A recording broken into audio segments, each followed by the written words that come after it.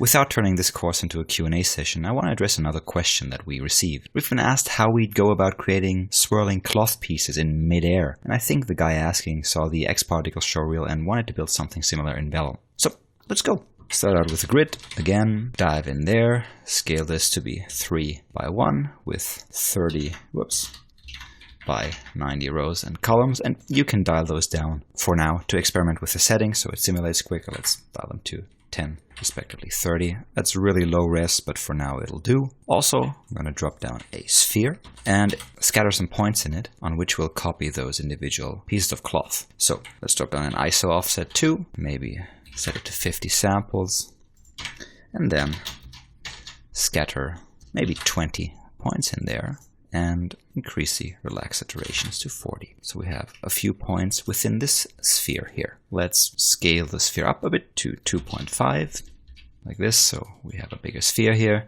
And then use the new attrib randomize to randomize the orientation.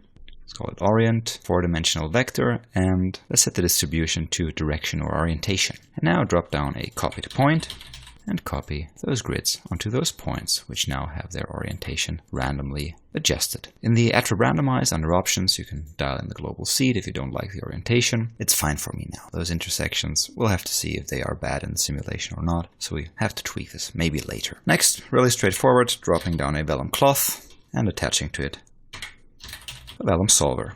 Within the Vellum cloth, I'll just dial down the bend stiffness to 0.001, so it's really light and bends easily. And in the Vellum solver, let's disable the gravity, setting this to 0. And in the solver tab, let's use 2 substeps with maybe 10 constraint iterations. So let's highlight that, and when we hit play, nothing should happen. Yeah, exactly. Just quickly save this. And in order to get this whole cloth swirling going, let's dive into the Vellum solver.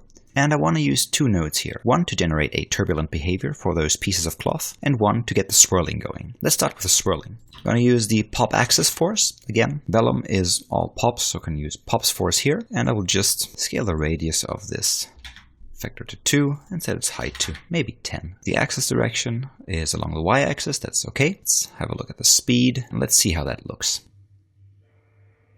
So already I get those pieces swirling. Some of them are sticky, so I might have to dial in different seeds for the initial position. But overall, this already looks convincing.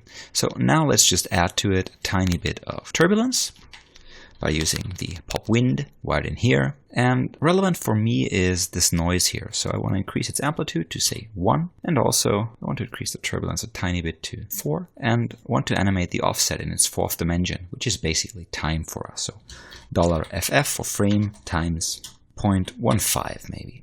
Save this and hit play again. And yeah, this is kind of my basic setup. What I'm going to do now is dial in some values. So let's reset that head up. And I mean, basically what I'm trying here, because I'm cheap and I don't want to put too much time into resolving those intersections, I will just dial in some global seed that will look okay when I run the simulation. Maybe let's try that.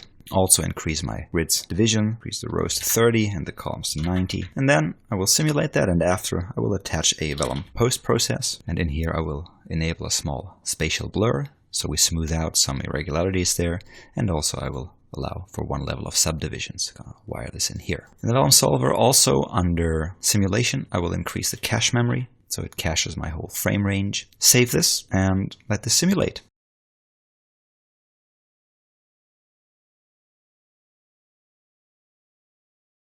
Yeah, alright, that wasn't exactly it, so let's dive back into the Vellum solver. And in the pop axis force, increase the radius a bit, so we are dragging more of our cloth pieces around. And also in the pop wind, let's maybe dial back the amplitude to 0.8. And let's dial back this frequency 2. And let's resim it.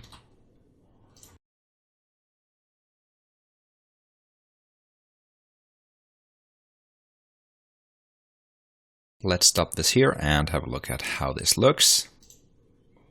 Yeah, that's a bit more convincing. So now finally, see you next week, and it's cheers and goodbye.